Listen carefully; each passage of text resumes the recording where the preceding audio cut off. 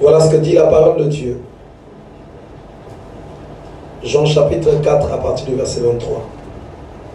Mais l'heure vient et elle est déjà venue pour les vrais adorateurs. Donc là, la parole de Dieu va présenter des véritables adorateurs.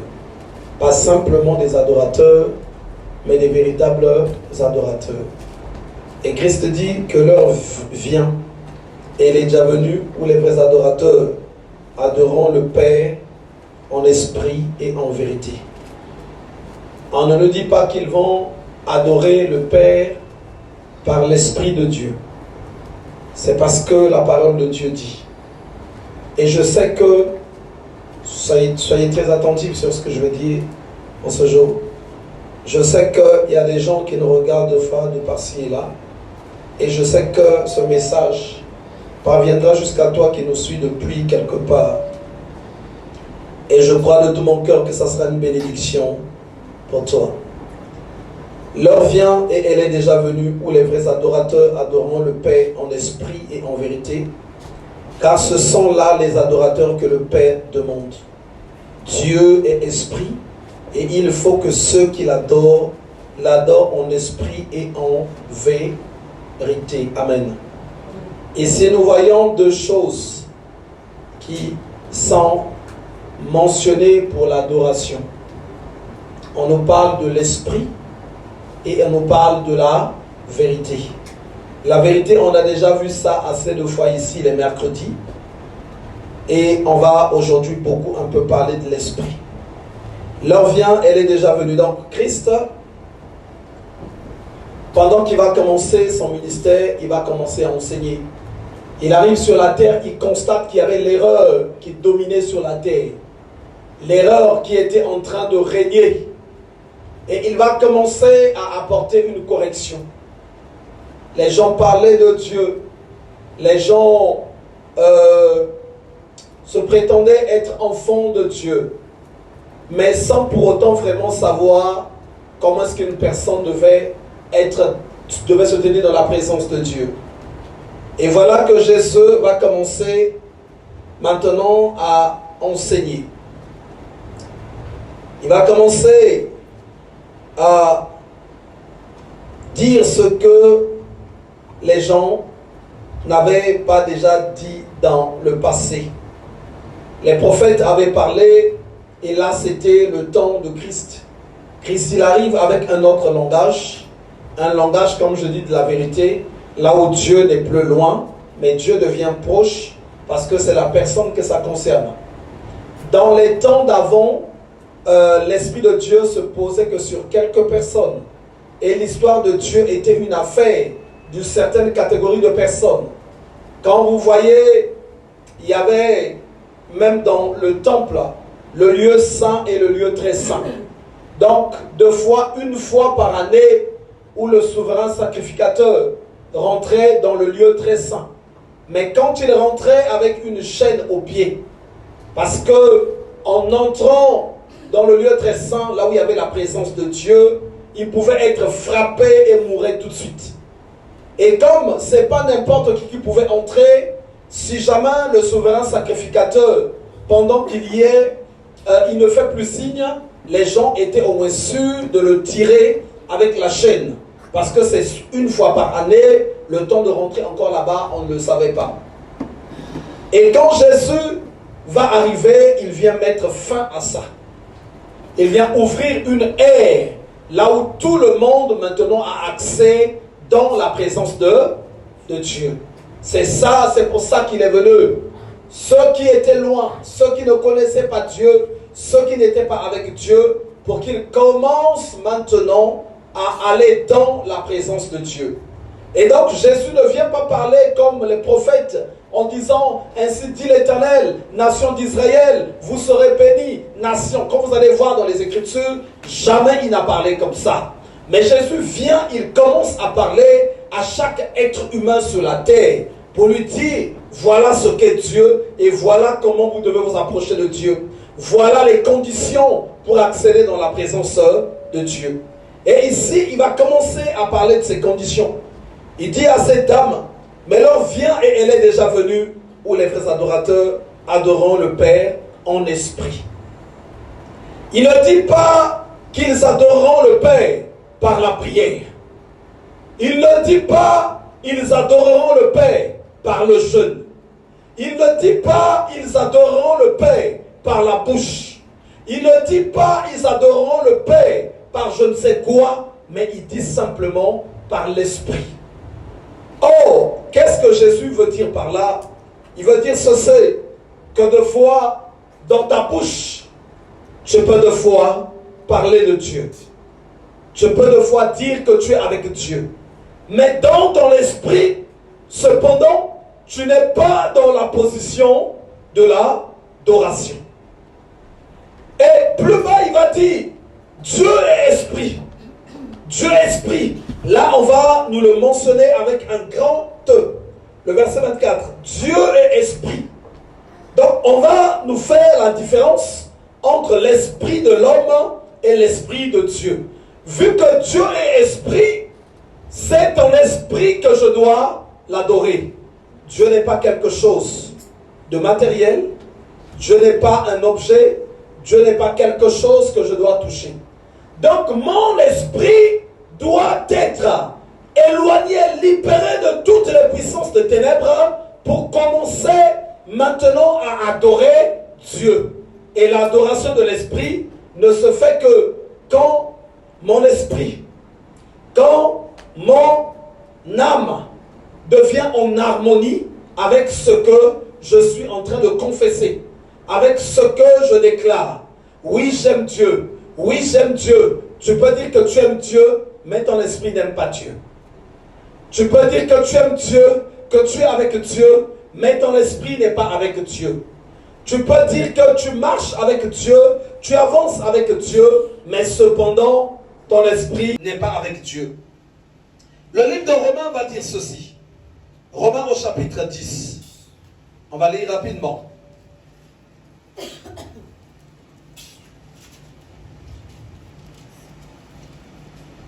Romains au chapitre 10. Au verset 6. Mais voici comment parle la justice qui vient de la foi. Ne dis pas en ton cœur qui montera au ciel, c'est en faire descendre Christ. Ou qui descendra dans l'abîme, c'est faire remonter Christ d'entre les morts. Que dit-elle donc? La parole est près de toi, dans ta bouche et dans ton cœur. Or, c'est la parole de la foi que nous prêchons. Si tu confesses de ta bouche le Seigneur Jésus, et si tu crois dans ton cœur que Dieu l'a ressuscité des morts, tu seras sauvé. Car c'est en croyant du cœur qu'on parvient à la justice, et c'est en confessant de la bouche qu'on parvient au salut. Selon ce que dit l'Écriture, quiconque croit en lui ne sera point confus. Amen. Ici, la parole de Dieu parle de la bouche et parle du cœur. Ça veut dire que ce que confesse la bouche doit être en harmonie avec ce qu'il y a au cœur. Or, quand on n'est pas attentif, ici on peut croire qu'il s'agit du cœur qu'on dessine en biologie. Un cœur avec des artères. Ici, on nous parle de l'esprit. Donc, ce que confesse ta bouche doit être en harmonie avec ce qu'est ton esprit. Vous savez, de ta bouche, tu peux confesser que je suis avec le Seigneur. Que je suis avec le Seigneur. Mais dans le tréfonds de ton esprit, il y a autre chose. Tu n'es pas encore avec le Seigneur. Ton esprit est attaché à ceci, à ça, à ça, à ça. Alors, à ce moment-là, tu ne seras pas dans l'adoration. Qu'est-ce que tu dois faire? Il faut que je recherche la libération de mon esprit. Il faut que je recherche la libération de mon esprit. Il faut que je recherche. Et c'est une bataille. C'est une bataille. C'est pas quelque chose qu'une personne peut simplement se lever et le faire en une fois. Vous allez voir, tous ceux qui voulaient toucher le Seigneur, on nous parle de la femme qui avait la perte de sang de 12 ans. Toutes ces personnes avaient des obstacles pour toucher le Seigneur. C'était difficile. Arriver jusqu'à Dieu. La femme qui avait la perte de sang de 12 ans, il y avait des gens qui la retenaient, qui la bloquaient, qui l'empêchaient d'arriver jusqu'à Christ.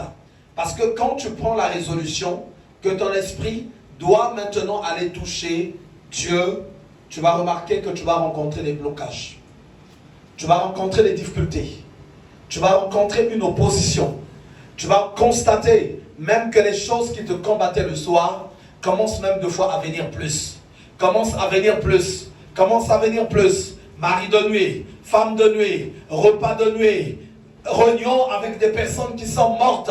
Tout ce que le Seigneur t'interdit, tu vas commencer à constater que ton esprit est en train de se mettre dans ça. Parce que quelque part, tu prends la résolution d'aller toucher le Seigneur.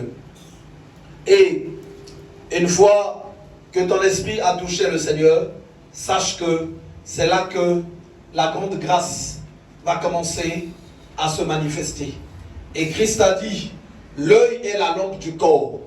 Quand ton œil est en mauvais état, tout ton corps aussi est en mauvais état.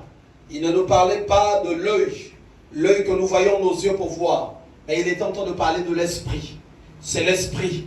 Donc je dois batailler que mon esprit soit en bon état. Et pour batailler que mon esprit soit en bon état, il faut que je rentre dans la vérité. Voilà pourquoi il a dit, l'heure vient où les vrais adorateurs adoreront en esprit et en vérité.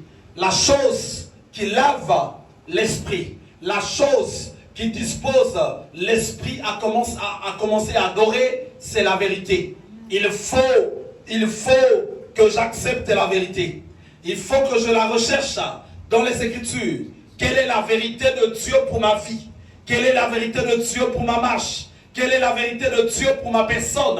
Je dois la rechercher tous les jours, tous les jours, tous les jours. Il n'est plus question de parler de qui que ce soit. Il n'est pas question de se focaliser sur un tel. Parce que quand on arrive devant le tribunal de Dieu, ce n'est pas un tel qui va parler. Ou soit quand il est question de grâce, tu n'iras pas prendre la grâce d'un tel. C'est chaque personne. Voilà pourquoi un passage de Corinthiens dit ceci: examinez-vous vous-même pour voir si vous êtes dans la foi. Donc chaque jour, je recherche cette vérité. Chaque jour, quelle vérité, qu'est-ce qu'il me faut pour que je puisse adorer véritablement le Père en esprit? Vous savez, l'esprit est très réceptible. Il reçoit beaucoup de choses. Quand vous allez voir même dans les Écritures, au moment où on nous dit fuyez les mauvaises compagnies. Les mauvaises compagnies corrompent les bonnes mœurs. Parce que beaucoup de choses que de fois nous côtoyons viennent souiller nos esprits, viennent souiller nos pensées, viennent affaiblir de fois notre personne intérieure. Beaucoup de choses, beaucoup de mauvaises habitudes, beaucoup de péchés auxquels nous nous familiarisons fait que notre esprit ne soit plus en mesure de pouvoir aller dans la présence de Dieu parce qu'il reçoit trop de choses qui sont souillées. Un esprit souillé ne peut pas être un esprit qui se tient véritablement dans l'adoration. Qu'est-ce que je vais faire? Chaque jour, je vais commencer à déclencher ma bataille. Je vais commencer à déclencher ma bataille. Je dois être un adorateur. Je dois être un véritable adorateur. Je dois être un véritable adorateur. Qu'est-ce que je dois faire? Qu'est-ce que je dois faire? Qu'est-ce qui manque pour que je rentre véritablement dans l'adoration? Qu'est-ce qui manque pour que je rentre véritablement dans l'adoration? Vous allez voir, souvent, nous consacrons moins de temps à Dieu. Nous consacrons. Vous savez, pour être docteur, il faut que tu passes beaucoup de temps dans ces études-là. Beaucoup de temps. Que tu lises, que tu médites. Et aussi, pour recevoir la grâce de Dieu, il faut que tu passes beaucoup de temps à t'asseoir. Il y a un passage que je vais vous lire. Regardez ce que dit la parole de Dieu. Allons dans le livre de Genèse. Rapidement, deux fois tu lis sans faire attention. On va lire le livre de Genèse au chapitre Genèse 25.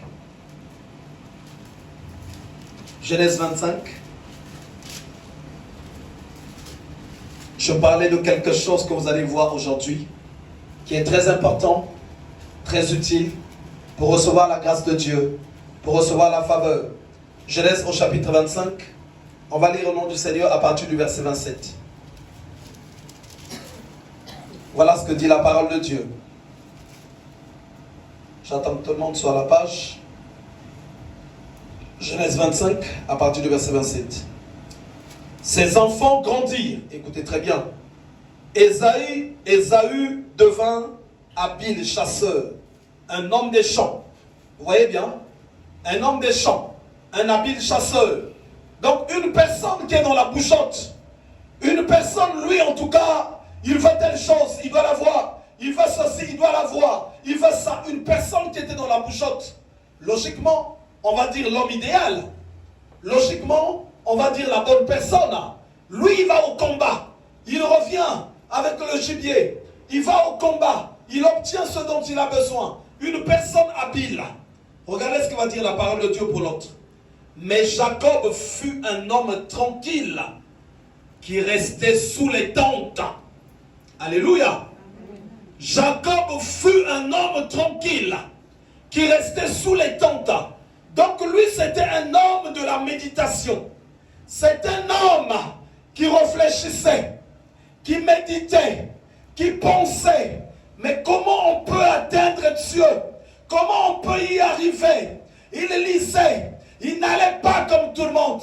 Vous savez, il est écrit dans le livre de Romains. Il n'est pas question de l'homme qui va ou qui court.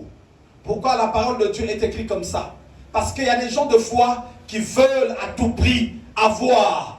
Qui veulent à tout prix avoir. Mais il y a des gens qui sont tranquilles, qui croient en Dieu, qui recherchent la face de Dieu. Et si tu veux vivre les grâces de Dieu, il faut d'abord qu'au niveau de ton esprit, qu'il y ait la tranquillité. La tranquillité. La tranquillité. Pendant que Ésaü était un habile chasseur, vous avez vu comment il a été roulé? Dès qu'on a dit la chasse, boum, il est parti. Il était sûr qu'il va revenir avec du gibier. Mais celui qui était tranquille, un homme de tente, un homme de maison, quand Ésaü arrive, la grâce lui a déjà été volée. La grâce lui a déjà été volée. Et cette chose-là, ça manque beaucoup aux enfants de Dieu. Les enfants de Dieu veulent avoir à tout prix. Les enfants de Dieu veulent obtenir ceci. Les enfants de Dieu veulent être dans tel et tel état. Mais il y a telle et telle personne qui reste dans la présence de Dieu. Il y reste. Il y reste tranquillement, dans le calme, tranquillement, tranquillement. Et le jour où il sort, le jour où il passe à l'action, les choses bougent. Le jour où il passe à l'action, les choses changent. Le jour où il passe à l'action, il obtient des faveurs que les autres n'avaient pas encore obtenues. Moi, je me rappelle, pendant que l'évangéliste était en formation, tous ceux de sa promotion, ils avaient tous eu leur stage. Ça bougeait, ça bougeait, ça bougeait, ça bougeait. Et même les gens aussi appelés à la maison. Oui, mais autre, oui, mais autre. Parce que quand tu n'as pas le stage, pour toi c'est fini. Tu ne passes pas le titre. Tu ne passes pas ton examen. Mais tu as eu le stage. Rien ne montre que tu as réussi. Rien ne montre que tu auras le travail. Rien ne montre que c'était le bon endroit. Mais à quelques jours du stage, pendant qu'on était dans la maison, on ne sait pas où commencer. On ne sait pas comment s'y prendre. Tout ce qui était dans la maison, c'était l'attitude de la prière. La tranquillité. La tranquillité, c'est ça qui était le plus important. 3 jours, je crois, quelques jours avant le stage, pendant que je sortais de la prière, je lui ai dit, j'ai trouvé. Le Seigneur m'a montré pendant que j'étais en prière. Où est-ce que tu vas déposer le CV? Où est-ce que tu vas déposer le CV? Et quand je l'emmène, elle vient pour passer à l'action. Pouf, la porte était ouverte. La porte était ouverte. Mais comme par hasard, tous ceux qui avaient eu leur stage déjà, ils ont fait leur stage. Ils ont fait leurs examens. Comme par hasard, comme ce que dit la parole de Dieu, les premiers seront les derniers. Les derniers seront les premiers. Elle qui a eu son stage, le dernier de la classe, je crois quand même depuis que ce centre existe, c'est peut-être la première fois qu'il y a eu un cas comme ça. C'est la première finalement qui va aller travailler. Et tous les autres même ceux qui étaient envoyés par des entreprises, il était de foi d'abord dans la logistique, en préparation de commande. Après la formation, malgré la réussite, on le renvoie encore en préparation de commande. Malgré la formation. Donc la tranquillité, le calme au niveau de l'esprit, c'est ce que Jacob avait. Il y a des gens, ils n'ont pas le temps. Moi personnellement, je n'ai pas le temps de courir, m'agiter. Non, je dois être silencieux dans la présence de Dieu. Vous savez, on nous dit ceci, le juste est confiant comme un jeune lion. Il est confiant comme un jeune lion. Il est confiant. Il est là tranquille. Il est là dans le calme. Les préoccupations. Un premier facteur. Numéro 1. D'éloigner la personne de la présence de Dieu. Les préoccupations. Facteur numéro 1. D'empêcher les gens d'entendre la voix de Dieu. Et Saül, s'il était calme, il allait de fois entendre la voix de Dieu qui allait lui dire, attention, ne parle pas, tu vas être roulé. Mais il était trop dans l'agitation. Il est parti. Quand il revient, la bénédiction était déjà volée. Et l'histoire de Dieu, c'est une affaire de l'esprit. Voilà pourquoi ton esprit, tu dois le parler. Et toi, tu veux quoi? Pourquoi tu t'agites comme ça? Reste un peu tranquille. Reste un peu tranquille. Reste un peu tranquille. Vous savez, le calme, la tranquillité fait paniquer l'ennemi. Ça fait paniquer l'ennemi. Ça fait paniquer l'ennemi. Pendant que le diable te poursuit, il vient mettre un blocage. Tu arrives devant ce blocage. Tu es bloqué. Mais tu ne lui dis rien. Tu ne manifestes aussi aucune mauvaise attitude. Tu t'assois tranquillement. Tu ouvres ta Bible. Tu commences à prier. Même le diable commence à se poser la question. Est-ce qu'il s'est assis ou bien je l'ai bloqué? Est-ce qu'il s'est assis ou bien je l'ai bloqué? Tu te lèves, après tu pars dormir. Tu n'appelles personne pour lui dire que tu es bloqué. On t'appelle, est-ce que ça va? Toi tu réponds oui, ça va. Oui, ça va, je me porte bien. Est-ce que tu as obtenu la chose? Oui, je l'ai obtenu. Le diable se retrouve dans la confusion. Et l'esprit, c'est cet esprit-là qui adore. C'est cet esprit qui adore. Mais sauf que l'esprit, quand on ne sait pas le gérer, quand on ne sait pas les gérer, il encaisse beaucoup de choses. On nous dit encore ceci. Veille sur ton cœur, plus que sur toute autre chose. Ça veut dire que veille sur ton esprit, plus que sur toute autre chose. Alors, je ne permets pas que mon esprit soit paniqué. Et c'est là que Jésus a dit que votre cœur ne se trouble point. Il y a des gens qui ne peuvent plus adorer parce que la femme l'a quitté. Oh Seigneur, pardonne ces personnes-là. Ils méritent un châtiment, je ne sais comment. Mais c'est la femme qui est partie, ce n'est pas le Seigneur qui est parti. Il y a des gens qui ne peuvent plus adorer parce que le mari est parti. Il y a des gens qui ne peuvent pas adorer parce que le travail n'est plus là. En fait, cette perte automatiquement a bousculé l'esprit de la personne. Or, mon esprit doit être conservé pur. Vous savez, l'esprit, c'est lui qui porte tout ce qui est mauvais. Les malédictions, c'est lui qui les prend. Les condamnations, c'est lui qui les prend. La sorcellerie, c'est lui qui la prend. Les ténèbres, c'est lui qui la prend. Les souillures, c'est toujours l'esprit. C'est toujours l'esprit. Et c'est cette partie que Dieu a choisie, que les adorateurs doivent prendre. Les adorateurs, c'est là. Or, une personne qui veut adorer Dieu en esprit, en vérité, en esprit et en vérité, c'est une personne qui doit d'abord apprendre à être tranquille. Parce qu'un esprit tranquille est un esprit qui est dans la bonne voie. Un esprit qui est dans la bonne voie. Un esprit qui est censé trouver la voie du salut. un esprit tranquille. Regardez même ce que Dieu a dit à Moïse pendant que le peuple d'Israël se retrouve en face de la mer.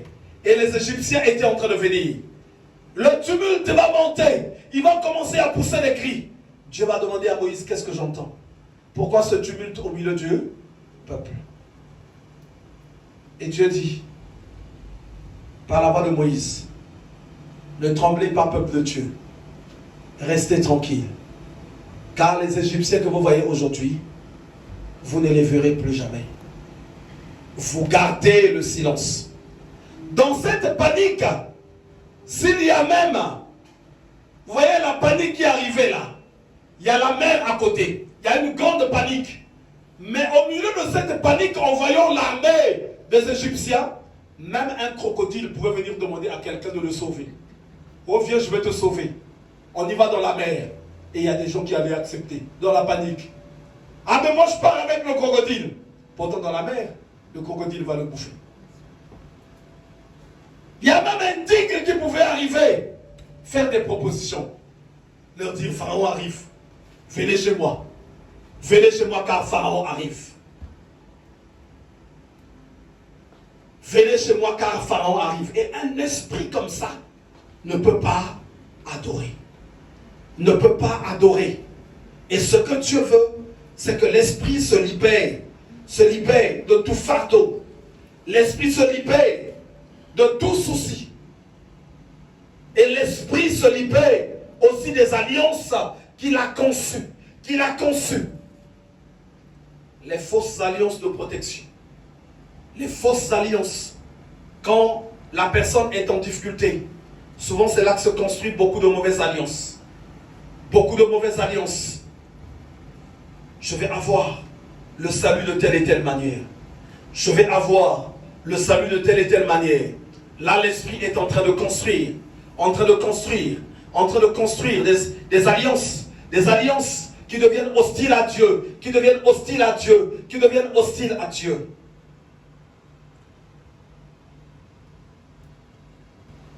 Alors que ce que le Seigneur attend, c'est qu'au milieu de quoi que ce soit qui puisse se passer, chaque esprit s'incline devant sa sainteté. L'heure vient, elle est déjà venue, où les vrais adorateurs adoreront le Père en esprit et en vérité. Donc si ton esprit ne peut adorer, tu ne vas pas te tenir dans la présence de Dieu. Tu as beau confesser de ta bouche, tu as beau dire certaines choses, parce qu'il est écrit, si tu confesses de ta bouche et crois dans ton cœur, et crois dans ton esprit, si dans ta bouche tu confesses, et ton esprit également est en harmonie, c'est là que tu vas aller dans la présence de Dieu. Quand tu vas dans la présence de Dieu, tu ne peux ressortir la même personne. Tu ne peux, et ce travail, chaque personne doit le faire. Quand tu vas dans la présence de Dieu, tu dois ressortir avec de l'exactitude. J'étais allé dans la présence de Dieu. J'étais allé dans la présence de Dieu. Et l'évangéliste n'en dira pas le contraire. Je lui avais d'abord dit, Dieu m'a montré, là où tu vas passer ton stage, c'est comme une boîte d'intérim. Donc j'avais vu, c'était petit, avec des effectifs comme ça. Mais c'est là-bas que tu vas être embauché. Ça, c'était la première vision. Quand je sortais de la prière, boum, boum, boum, boum, boum, et là on voyait des CV. Et une boîte qui avait appelé Adéco. On s'est dit peut-être que c'est là-bas. Mais finalement, Adéco ne l'avait pas pris.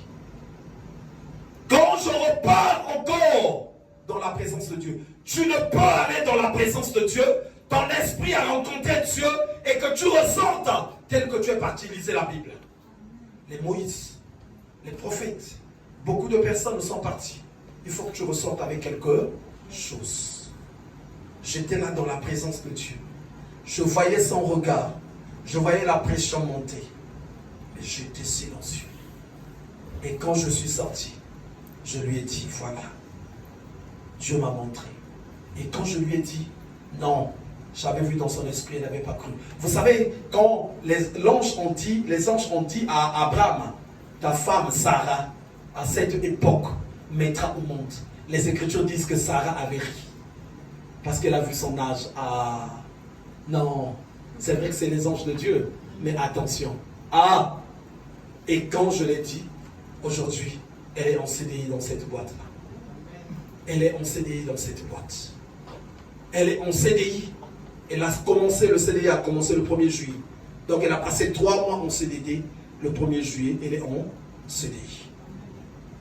Et la dernière fois pour remplir les fiches, là on met la profession, elle m'appelle. Au fait, c'est quoi ma profession? J'ai dit, ah oui, tu vois, quand on est habitué à des professions préparatrices de commandes, ceci, machin, hein, tu as honte d'écrire ta profession. J'ai dit, c'est comptable, écrit comptable. J'ai été obligé de lui ramener même ses bulletins. Regarde, c'est marqué là bien, comptable. Comptable. Et c'est ça quand on va dans la présence de Dieu. Nous devons soigner nos esprits. Nous devons chasser les ténèbres de nos esprits. Il faut que les ténèbres partent. Il faut que les ténèbres partent. Je n'ai jamais vu quelqu'un aller dans la présence de Dieu et revenir la même personne. Je n'ai jamais vu quelqu'un aller dans la présence de Dieu. Mais attendez, tu vas dans la présence de qui? De Macron, tu es parti comme ça, voir Macron, et que tu reviennes sans qu'il y ait quelque chose qui bouge. Non, tu as vu Mahon, tu n'as pas vu Macron. Si tu vas dans la présence de Dieu et que tu reviens le même, tu as vu deux. Pas Dieu, on enlève le i. Il faut qu'il y ait quelque chose qui se passe. Il faut qu'il y ait quelque chose qui se passe. On va sentir où tu as vu Dieu. Tu n'as pas vu Dieu. Si tu as vraiment vu Dieu, non, ça va changer.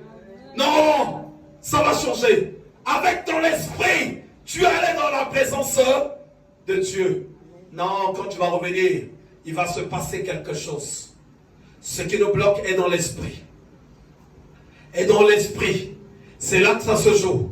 Tu as mangé de fois avec quelqu'un. Tu as consommé la sorcellerie. Tu as été avec quelqu'un. Tu as reçu des ténèbres dans ton esprit. Tu as marché avec quelqu'un. Tu as reçu quelque chose. Un cadeau, un présent. Tu as désobéi à Dieu. Beaucoup de choses se sont libérées. Et aujourd'hui, on va taper ça. Amen. Ces choses-là vont partir. Amen. Ça va partir. Parce que le peuple de Dieu doit aller dans la présence de Dieu. Amen. Le peuple de Dieu doit aller dans la présence de Dieu. Quand tu vas dans la présence de Dieu, il y a quelqu'un qui croyait que quand il est écrit, vous imposerez les mains aux malades et les malades seront guéris directement. Il m'a dit, oui, mais j'impose, ils ne sont pas guéris. Je dis, ah ouais, quelle main tu as imposée? Oh, mes mains j'ai imposé. Non, ce n'est pas ces mains-là.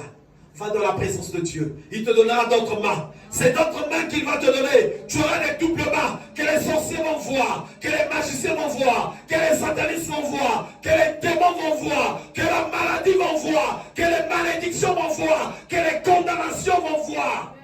Quand tu avanceras ces mains, la maladie va commencer à trembler. La maladie va commencer à trembler. La maladie va commencer à trembler. Et elle va reculer. Elle va reculer. Et la bénédiction va remplacer. Ne t'en fais pas.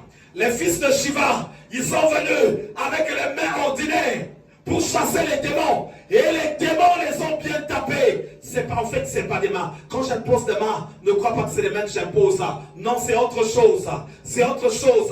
C'est la grâce de Dieu qui est là. C'est la puissance de Dieu qui est là. C'est les mains de Christ. C'est les mains de Christ.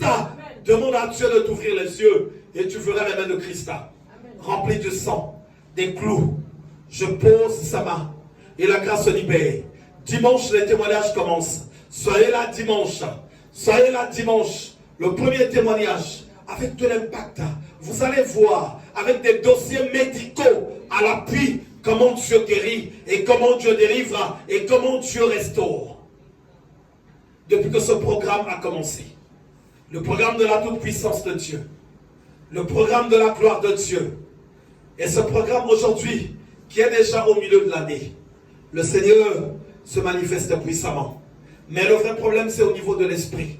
Il faut qu'on libère nos esprits. Vous savez, il y a des péchés. Il y a des péchés qui bloquent nos esprits. Il y a des péchés qui sont des interrupteurs. Il y a des péchés qui sont des interrupteurs pour éteindre la lampe de Dieu dans l'esprit. Dès que tu es dans ce péché, c'est état. Tu te retrouves dans l'obscurité. Le jour où tu quittes ce péché-là, est-ce que... Je vais poser une question à quelqu'un ici. Est-ce que quelqu'un a déjà fait une vision? il constate que sa maison ou son salon devient dans le noir. Il est en train de marcher pour chercher à allumer haut. Il n'arrive pas à retrouver l'interrupteur. Il essaie d'allumer, ça ne s'allume pas. Est-ce que quelqu'un a déjà fait cette vision ici? Ah, la sœur Césartina, merci pour ta sincérité. Les enfants de Dieu souvent font ces visions-là. Ça veut dire que il y a un péché qui éteint ton esprit, et tu cherches à allumer, ça ne s'allume pas. Tu cherches à allumer, ça ne s'allume pas. Pour que ça s'allume, il faut que tu retrouves l'interrupteur. Ce péché-là, que tu dois bannir, que tu dois effacer. Tu feras après, la lampe va s'allumer. Tu vas retrouver maintenant la lumière dans ta maison, la lumière dans ton salon, la lumière dans ta chambre. Ce que tu as fait, en fait, c'est ta personne qui se retrouve maintenant dans l'obscurité. Ceux qui nous suivent, qui ont déjà eu ces visions, comprenez la révélation que je vous donne. Il y a un péché. Le péché peut être une fréquentation. Le péché peut être un comportement. Le péché peut être des habitudes. Le péché peut être une décision que tu as prise. Le péché peut être une voie que tu as pris la résolution de suivre. Le péché peut être le refus d'obéir à Dieu. Le péché, c'est beaucoup de choses. Et chacun est dans le péché à sa manière. Ce n'est jamais identique à l'autre. Voilà pourquoi il faut que chaque personne se regarde lui-même pour voir quel sent le péché. Vous savez, Dieu ne nous a pas créés pour la condamnation. Dieu ne nous a pas créés pour la difficulté. Dieu ne nous a pas créés pour la maladie. Dieu ne nous a pas créés pour la souffrance. Dieu ne nous a pas créés pour la perdition. Mais il veut que nous soyons sauvés. Il est écrit que la pensée de Dieu, c'est que tout le monde soit sauvé et parvienne à la connaissance de la vérité. La vérité, c'est celle-là qui te permettra d'appuyer sur l'interrupteur et que ton esprit revienne encore dans la lumière. Jésus a dit, si la lumière qui est en vous devient ténèbres, combien seront grands ces ténèbres? La lumière dont il parlait, c'est notre esprit. C'est notre esprit par notre manière de faire. Nous éteignons souvent l'esprit. Que nous dit la parole de Dieu? Il y avait 10 vierges qui attendaient. Ils avaient des lampes. Oh, la parole de Dieu, elle est très prophétique. Ce n'était pas des lampes, mais ces 10 vierges-là, ils avaient leur esprit. Ils avaient leur esprit. Il y en a qui ne prennent pas à cette huile-là. L'huile, c'est l'acceptation de la parole de Dieu. L'huile, c'est l'acceptation du plan et de la pensée de Dieu. Quand tu ne prends pas ça, l'huile ne va plus couler. À un moment donné, l'esprit va commencer à s'éteindre. Et ces vierges attendaient. Ils attendaient. Il y en avait 5 sages. Il y en avait 5 qui étaient folles. Ceux qui étaient folles, c'est ces personnes-là qui entendent la parole de Dieu, mais qui la rejettent. Pourtant, cette parole est pour eux, ce n'est pas pour quelqu'un. Il y en a qui se disent, je vais rejeter cette parole-là. Ils vont voir ça, mais tu ne la rejettes pas pour personne. Pas surtout pas pour moi. Moi que tu la rejettes ou que tu l'acceptes, je n'ai pas de bénéfice dedans. C'est toi-même qui dois l'accepter ou qui dois la rejeter. Ce sont les folles. Et les sages, ce sont ces personnes-là qui savent que pour que la lampe continue d'être allumée, il faut qu'ils acceptent ce que Dieu dit. Amen. Il faut qu'ils acceptent. Il faut qu'ils acceptent. Il faut qu'ils obéissent. Il faut qu'ils obéissent. Il faut qu'ils obéissent. C'est ces vierges-là sages. Et pendant que le Seigneur était arrivé, puisqu'il y avait la promesse, ils attendaient de rentrer dans la gloire de Christ, dans la gloire de Dieu. Ils étaient en train d'attendre. Il y a des gens qui attendent de la promesse dans la folie. Ils attendent de la promesse dans la folie. Elle ne s'accomplira pas. Elle ne s'accomplira pas. Tu pourras chanter, tu es capable de faire tout ce qu'il dit, il fera. Tu pourras chanter ce chant-là 1000 fois, 5000 fois. Il ne fera pas. Il ne fera pas pour toi. Il ne fera pas pour toi. Parce que tu fais partie des vierges folles. Mais les vierges sages, le Seigneur viendra. Vu que la lampe est allumée, il ne partira que vers là où il y a la lampe. Parce que au commencement, Dieu sépara la lumière d'avec les ténèbres. Et Christ est lumière. Il est séparé des ténèbres. Ceux qui seront dans les ténèbres, le Seigneur ne viendra pas. La lumière, lui, dans les ténèbres. Et les ténèbres ne l'ont point reçu. Tel dit la parole de Dieu. On est dans un temps de tri de la parole de Dieu. Une bonne partie de chrétiens trient. Ah, cette parole-là, je ne l'aime pas. Ah, celle-là, j'aime. Celle-là, ceci. Celle-là. Mais en fin de compte, ce chrétien ne fait souffrir personne. Il se fait souffrir lui-même. Il choisit de se condamner. Il choisit de se maudire. Il choisit de se détruire. Il choisit de se diriger droit vers l'enfer. C'est un choix qu'il fait comme ça. Mais regardez, au temps de Gédéon, il avait une foule. Il devait aller à la bataille. Dieu lui dit, je ne veux pas que tu ailles avec cette foule-là. Ils sont nombreux, mais ils ne sont pas des bons. Il dit, emmène-les tous dans l'eau, à côté de la rivière. Quand vous allez arriver, et dis-leur de boire l'eau. Qu'ils boivent l'eau. Il dit, ceux qui vont laper l'eau, comme les champs, ce sont ceux-là que tu vas prendre. Ceux qui lapent l'eau, qui ne réfléchissent pas, mais ceux qui boiront avec orgueil. Dieu dit, ils ne te conduiront pas dans la victoire. Marche avec ceux qui vont laper l'eau. Gédéon arrive, quand il les emmène à la rivière, il dit, nous allons boire avant d'aller au combat. Ceux qui étaient chauds pour le combat, ceux qui aimaient Dieu, ils n'ont pas mis leurs mains, ils se sont penchés, ils ont commencé à laper l'eau comme des champs, ils ont lapé. Gédéon a commencé à les mettre de côté. Il a regardé la grande foule qui buvait avec orgueil, comme au temps de Christ. La foule était très orgueilleuse. Voilà pourquoi seule la femme qui avait la perte de sang avait reçu la guérison. Au temps de Christ, la foule qui empêchait Bartimée de parler, c'était les incrédules, c'était les méchants. Il ne s'est fait aucun miracle au milieu d'eux. Mais il a dit, Bartimée, ta foi t'a sauvé. La foule qui était en train d'empêcher, sachez le voir, sachez monter sur le sycomore, sachez qu'il était un pécheur. Christ a dit, aujourd'hui, le salut est arrivé dans ta maison. Parce que la foule, souvent, c'est pas la qualité. La foule, c'est une quantité. La qualité, c'est autre chose. Et Dieu est une personne exigeante. Il aime la qualité. Il aime la qualité. Il aime la qualité. Dieu aime la qualité. Dieu aime la qualité. Il aime la qualité. Il ne marche pas dans la foule. Sinon Jésus, quand il allait passer, tout le monde, que tu sois qualité ou pas, tout le monde devait être guéri. C'est ce qui devait se passer. Tout le monde devait se repentir. Mais il choisissait ceux dans les cœurs. Les esprits étaient disposés.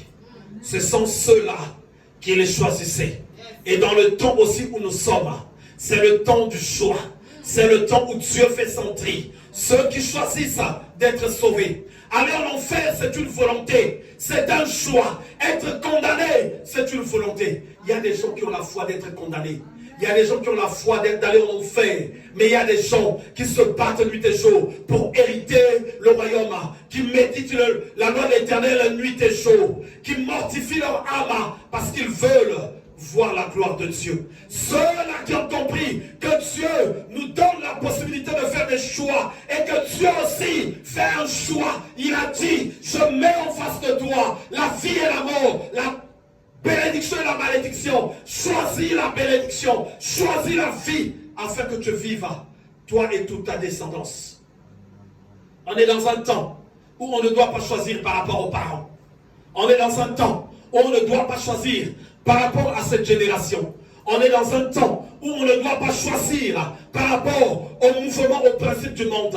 Mais on est dans un temps où on doit choisir par rapport à notre Dieu, à qui nous devons honorer, notre Dieu qui donne et apporte toutes choses.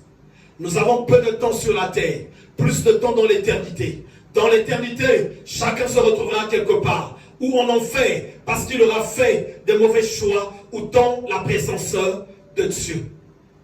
Et aujourd'hui, le Seigneur interpelle son peuple pour le travail de vos esprits, pour le travail.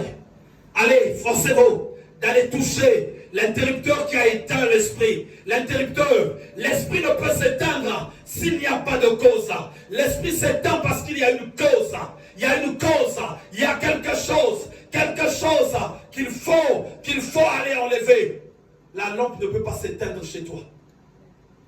s'il n'y a pas de problème, ou tu n'as pas payé tes factures de courant, il y en a qui n'ont pas payé le prix qu'il faut payer à Dieu. Le prix qu'il faut payer à Dieu, c'est quoi? Il faut te dépenser des fois pour les jeûnes, pour les prières, l'obéissance à Dieu. Jésus a dit que chacun se charge de sa croix. Ça veut dire que ce n'est pas gratuit. Tu as une part de souffrance. Il y a un prix qu'il faut payer. Si tu n'as pas d'électricité, ou soit l'interrupteur, quelque part, tu l'as éteint. Il faut aller le rallumer. Ou c'est soit tu es coupé, parce que quelque part tu n'as pas payé tes factures. Chez Dieu aussi c'est comme ça. Le fait de ne pas payer le prix qu'il faut payer, même se détacher de la mauvaise vie, c'est un prix qu'il faut payer. Parce qu'il y a des choses que tu vas perdre. Il y a des fois des amis, il y a des fois des connaissances, il y a des habitudes qui t'apportaient quelque chose, mais que tu dois abandonner. Donc c'est un prix qu'il faut payer. Si tu ne payes pas ce prix, le courant va être coupé. D'autres personnes, toi-même par ignorance, tu es parti éteindre l'interrupteur. Alors tes prières ne seront pas assez pour allumer. C'est comme une personne qui se plaint. Je suis dans l'obscurité. Je suis dans l'obscurité. Je suis dans l'obscurité. Je n'en peux plus. Je suis dans l'obscurité. Va appuyer ton interrupteur. Comment ça tu n'en peux plus? Qui va le faire à ta place? C'est toi qui as éteint. Tu habites seul dans ton corps. Tu habites seul. Il n'y a personne qui est avec toi. Tu ne vas pas dire que oui, mais il y a les enfants à la maison qui vont appuyer. Non, tes enfants n'habitent pas dans ton corps. Tu habites seul dans ton corps. Tu habites seul. Tu dois t'efforcer. Tu dois t'efforcer.